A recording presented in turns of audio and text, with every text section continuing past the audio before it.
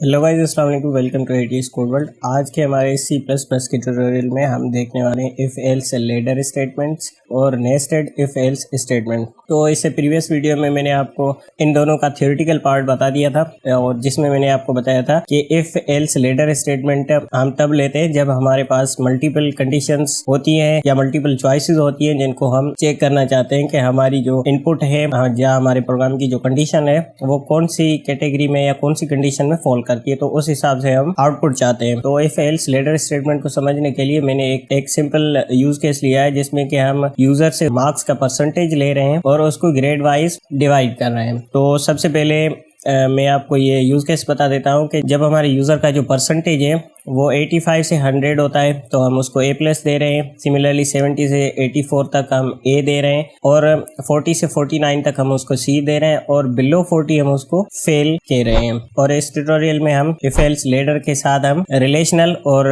Logical operator भी देखने वाले। मैंने आपको बताया था कि कंडीशंस में हम इसको यूज करते हैं, तो इसका यूज केस भी आज हम देखने वाले हैं। तो मैंने आपको यूज केस बता दिया। अब थोड़ा सा मैं आपको इसको ब्रेक डाउन करके बताता हूँ कि हम सबसे पहले यूजर से परसेंटेज ले रहे हैं और उसको मैसेज भेज रहे हैं कि अपना परसेंटेज एंटर कीजिए, और जब वो एंटर कर रहा है तो हम उसको परसेंट में स्टोर कर रहे हैं। और उसके बाद हमने यहाँ पे कंडीशंस का एक ब्लॉक लिखा हुआ है। तो सबसे पहले हम उसको चेक कर रहे हैं हमारे ए ग्रेड के लिए हमारी कंडीशन क्या है। परसेंटेज 85 के इक्वल या उससे ग्रेटर होना चाहिए या उसका जो परसेंटेज है वो 100 के बराबर या उससे नीचे होना चाहिए, यानी कि 85 और 100 के बीच में होना चाहिए, तभी हम उसको A प्लस ग्रेड कह रहे हैं। और सिमिलरली जैसे मैंने यहाँ पे लिखा हुआ है वैसे ही मैंने कंडीशंस लिखी हुई है। और एंड में जब उसका परसेंटेज 0 और 39 के बीच में फॉल कर रहा है तो हम उसको F ग्रेड या फेल बता रहे हैं। तो सबसे पहले मैं इसको रन करके दिखाता हूँ और उसके बाद हम इसको थोड़ा सा और ब्रेक डाउन करते हैं। तो सपोज यहाँ पे मैं ले रहा हूँ 87, तो ये हमारा A प्लस ग्रेड में फॉल कर रहा है और इसको इंटर करके हम आउटपुट देख सकते हैं कि A प्लस ग्रेड हमें आउटपुट मिल रही है। अगेन मैं 25 इंटर कर रहा हूँ तो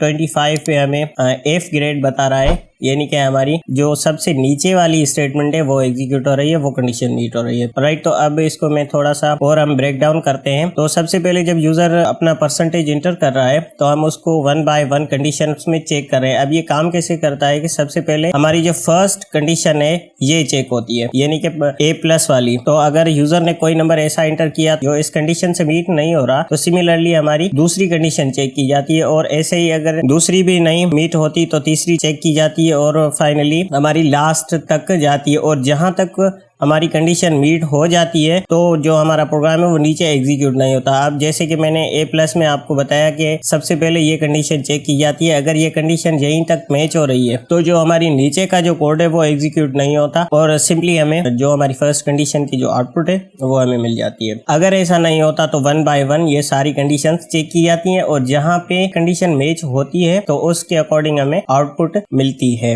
अब जैसे कि यहाँ पे आप देख सकते हैं कि एल्स और इफ दोनों कीवर्ड यहाँ पे लिखे हैं। अब इसका मतलब क्या है कि हम ये जितनी भी इफ एल्स कंडीशंस हैं ये एक दूसरे से कनेक्टेड हैं। अब सपोज यहाँ पे हम एल्स को मिटा देते हैं और हमने नंबर इंटर किया जो कि हमारे बी ग्रेड की कैटेगरी में फॉल कर रहा है, तो हमें ए का भी आउटपुट मिलेगा और बी का भी मिलेगा अगर हम इसको मिटा देंगे तो इसलिए एल्स कीवर्ड है वो इन सारी हमारी कंडीशंस को कनेक्ट कर रहा है और उसके अकॉर्डिंग हमें हमारी आउटपुट मिल रही है। और फाइनली यहाँ पे मैंने एल्स पार्ट लिखा हुआ है। अब ये एल्स पार्ट क्या करता है कि ये सारी कंडीशंस अगर मीट नहीं होती, यानी कि हमारा जो परसेंट है वो ऑब्वियसली 0 से लेकर 100 तक होगा और उससे ना उससे ऊपर होगा ना नीचे होगा। तो अब क्या हो अगर कोई यूजर 100 से ऊपर नंबर इंटर कर दे या 0 से नीचे यानी कि नेगेटिव नंबर इंटर कर दे तो हमारे इस प्रोग्राम में प्रॉब्लम आ जाएगी। तो इसलिए हमने यहाँ पे एल्स पार्ट लिखा है जो कि दोनों कंडीशन को चेक करेगा। अगर या तो नंबर 100 से ऊपर है या 0 से नीचे यानी कि नेगेटिव नंबर अगर यूजर ने एंटर किया है तो उसके अकॉर्डिंग हमें ये एल्स पार्ट एग्जीक्यूट होगा और हमारी जितनी भी कंडीशंस है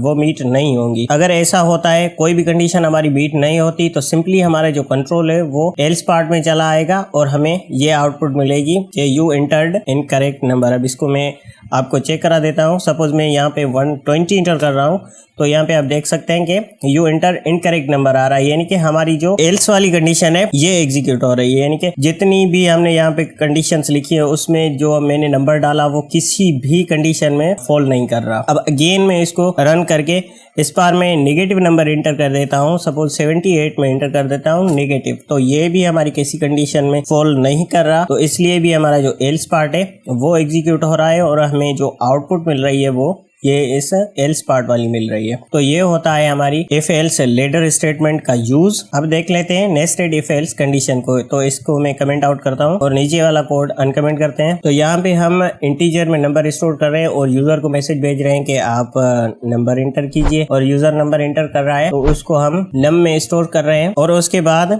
हमने यहाँ पे कंडीशंस लिखी हुई है। तो सबसे पहले हम उसको चेक कर रहे हैं कि जो नंबर है वो 2 से डिविजिबल है या नहीं। और यहाँ पे मैंने साइन लिखा है, तो ये आपको याद होगा हमने ऑपरेटर वाली वीडियो में देखा था और मैंने आपको बताया था कि ये डिवीजन में जो हमारी रिमाइंडर होती है वो हमें रिटर्न करता है। तो अब num%2 का मतलब ये होगा कि जो यूजर नंबर इंटर करेगा उसको 2 से डिवाइड किया जाएगा और उसका जो रिमाइंडर है वो चेक किया जाएगा। अगर वो रिमाइंडर 0 है यानी कि ये कंडीशन मीट होगी, और तो हमारी ये दूसरी कंडीशन है ये भी चेक की जाएगी। इसमें मैंने क्या लिखा है कि हम जो नंबर यूजर ने इंटर किया है उसको चेक कर रहे हैं कि ये 3 से डिविजिबल है या नहीं। तो डिविजिबल होने का चेक हम इस तरह से कर सकते हैं कि अगर उसको नंबर की जो रिमाइंडर है वो 3 से या 2 से डिवाइड करने से 0 आ रही है तो इसका मतलब है कि वो डिविजिबल है। अगर 0 नहीं आ रही है, उससे बड़ी आ रही है, तो उसका मतलब है कि वो डिविजिबल नहीं है। तो यहाँ पे सबसे पहले क्या होगा कि यूजर नंबर इंटर करेगा और उसका रिमाइंडर चेक किया जाएगा कि वो 2 से डिविजिबल है या नहीं। अगर ये कंडीशन मीट होती है तो हमारी दूसरी कंडीशन चेक की जाएगी कि वो नंबर 3 से भी डिविजिबल है या नहीं। अगर ये दोनों कंडीशंस मीट हो रही हैं तो हमें आउटपुट मिलेगी कि हमने जो नंबर डाला है वो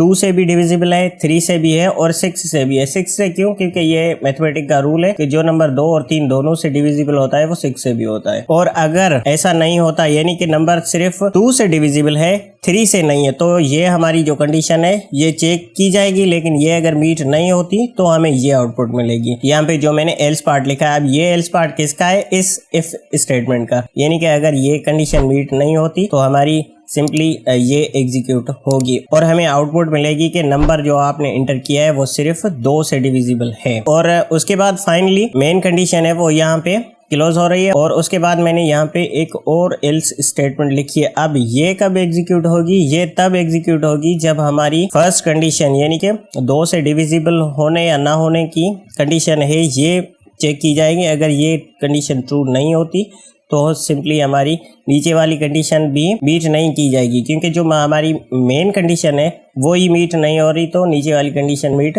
नहीं होगी। ये मैंने आपको हमारी प्रीवियस वीडियो में पार्ट 1 में बताया था, इसका थ्योरेटिकल पार्ट, तो वो आप जरूर चेक कर लीजिएगा। तो इससे हमारी ये दोनों कंडीशन मीट नहीं होगी और सिंपली हमारा जो एल्स पार्ट है वो एग्जीक्यूट होगा और हमें आउटपुट मिलेगी कि आपने जो नंबर इंटर किया है वो डिविजिबल 2 से नहीं है, 3 से हो सकता है, क्योंकि हमने 3 की जो कंडीशन है वो नीचे लिखी हुई है। यानी कि हमारी प्रायोरिटी ये है कि हम उसको चेक करें कि 2 से डिविजिबल है या नहीं। तो इस कंडीशन को हम ऐसा कह सकते हैं कि हम 2 और 6 के लिए कंडीशन लिखी हुई है, यानी कि 6 उन नंबर्स को डिवाइड करेगा जो 2 और 3 दोनों से होते हैं। अदरवाइज अगर वो सिर्फ 2 से डिविजिबल है, 3 से नहीं है, तो सिंपली हमें ये आउटपुट मिलेगी। तो आई होप कि आपको समझ आ गई होगी। तो मैं इसको कंपाइल करके रन कर देता हूँ और यहाँ पे हमें, तो मैं सिंपली इस बार 78 इंटर कर रहा हूँ, तो हमें आउटपुट मिल रही है कि 78 जो है वो डिविजिबल है 2 से भी, 3 से भी और 6 से भी। तो एक बार फिर से मैं रन करके इस बार में नंबर इंटर करता हूँ 23। तो 23 हमारा 2 से डिविजिबल नहीं है, तो हमें आउटपुट मिल रही है कि 23 is not divisible by 2। Run करके आपको इस बार 15 चेक करा देता हूँ कि 15 हमने इंटर किया, तो 15 आपको बताइए कि 3 से डिविजिबल है लेकिन 2 से नहीं है। तो हमें जो 3 से डिविजिबल होने वाली कंडीशन जो हमने लिखी है तो ये चेक नहीं की जा रही। क्यों चेक नहीं की जा रही? क्योंकि ये नेस्टेड कंडीशन है, यानी कि सबसे पहले जो हमारी मेन कंडीशन है वो चेक की जा रही है, वो मीट नहीं हो रही। यानी कि 15 जो हमारा है वो 2 से डिविजिबल नहीं है, तो सिंपली हमारा जो कंट्रोल है वो इफ स्टेटमेंट से बाहर चला आएगा। यानी कि जो ये हमने एल्स पार्ट लिखा हुआ है ये हमें आउटपुट में मिलेगा कि आपने जो नंबर इंटर किया है वो 2 से डिविजिबल नहीं है। तो आई होप कि आपको इफ एल्स लैडर और नेस्टेड इफ एल्स स्टेटमेंट समझ में आ गई होगी और आपको ये हमारी वीडियो भी पसंद आई होगी। अगर वीडियो पसंद आई है तो लाइक कीजिएगा, शेयर कीजिएगा, चैनल को सब्सक्राइब करना मत भूलिएगा। मिलते हैं इंशाल्लाह अगली वीडियो में जिसमें हम स्विच स्टेटमेंट देखेंगे। तब तक के लिए अल्लाह हाफिज़।